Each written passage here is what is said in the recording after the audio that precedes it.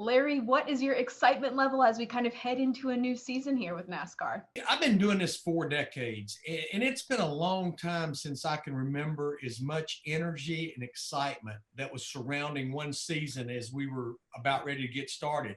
I think when you look at what all of us went through last year, mainly what our race fans went through, to see a season where we are slowly getting back to having a few fans in the stands, and just the storylines coming off last year with Chase Elliott winning that championship, and just coming off of what we all endured last year.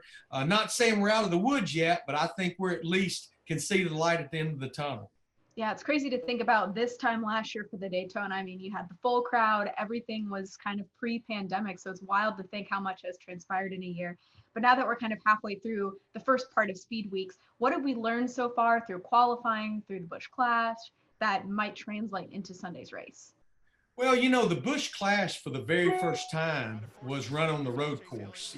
42 times we've run the Busch Clash, going all the way back to the first one in 1979.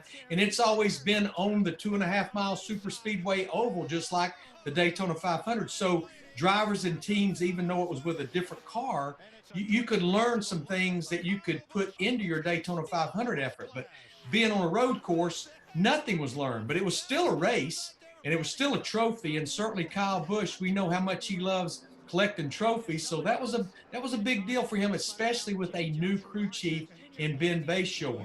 Had a very short practice session on Wednesday before qualifying. Saw a lot of different agendas. Your Chevrolet teams, especially Hendrick Motorsports, they seem to be more focused on single car qualifying runs. It paid off, sweeping the front row. Alex Bowman on the pole, William Byron on the outside of the front row for the 500 on Sunday. At this point, do you have a favorite for the race on Sunday, or is it still too early to tell?